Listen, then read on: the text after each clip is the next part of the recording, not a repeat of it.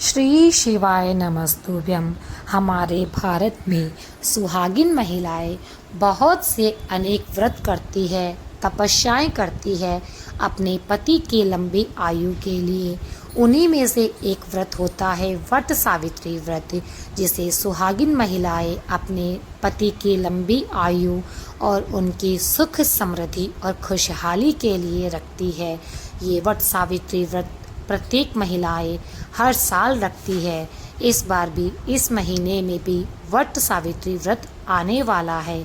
तो मित्रों, हर सुहागिन महिलाएं अपने पति की लंबी आयु के लिए ये व्रत रखती है। ये व्रत कैसे रखा जाता है, इसका क्या महत्व है, आइए जानते हैं। वट सावित्री व्रत का महत्व है। माता सावित्री ने अपने पति सत्यवान के प्राण यमराज से वापस लाकर उन्हें जीवन दान दिया था। इस व्रत को करने से पति की आयु लंबी होती है और दाम्पत्य जीवन प्राप्त होता है। इस व्रत को कैसे किया जाता है? सुहागिन महिलाएं निर्जला व्रत रखती है। दिन भर व्रत रखकर सूर्यास्त के बाद पूजा करती है, कथा सुनती है, फिर पति के हाथों से जल लेकर व्रत को खोलती है। व्रत की तैयारी कैसे की जाती है? तो इसके लिए एक दिन पहले घर की साफ सफाई करें। व्रत वाले दिन सुबह स्नान आदि करके साफ वस्त्र धारण करें। फिर सारी पूजा की सामग्री इकट्ठा करें। सामग्री में क्या क्या रखें, आइए जान लेते हैं।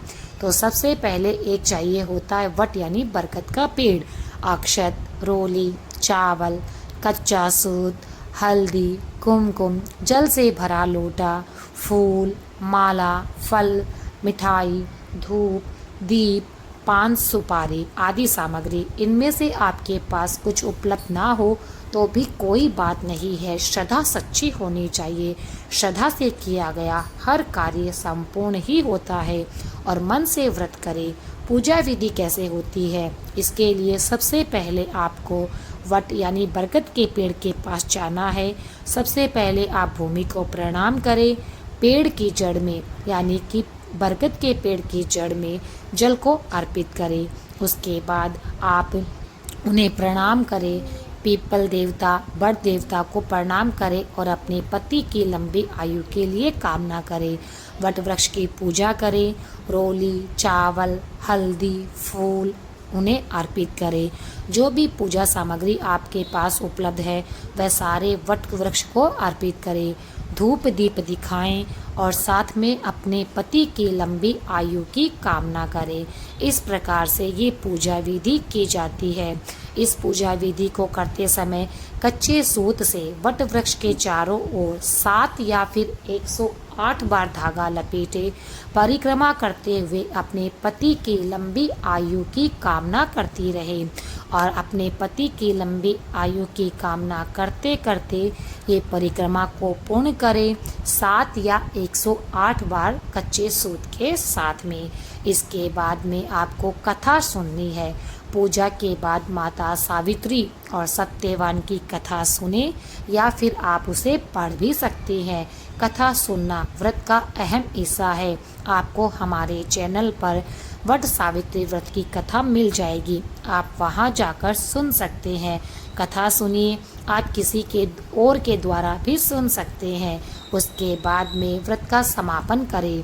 सूर्यास्त के बाद पूजा करें। कथा के बाद आपको आरती करनी है और फिर अपने पति के हाथों से जल लेकर व्रत को खोलें। बिल्कुल करवा चौथ व्रत की तरह ही ये व्रत होता है। पूरे दिन व्रत रखा जाता है। सूर्यास्त के बाद अपने पति के हाथों से अपने जल पीकर और अपने व्रत का पारण किया जाता है, व्रत को तोड़ा जाता है। इसके कुछ नियम भी है जिसे अपनाना बहुत ज़रूरी है।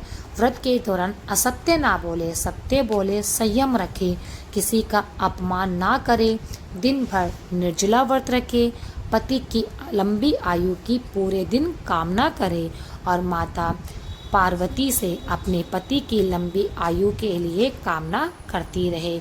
इन नियमों को अपनाना आवश्यक होता है। वट सावित्री व्रत के लाभ क्या क्या है, आइए जानते हैं। इस व्रत को करने से पति की आयु लंबी होती है।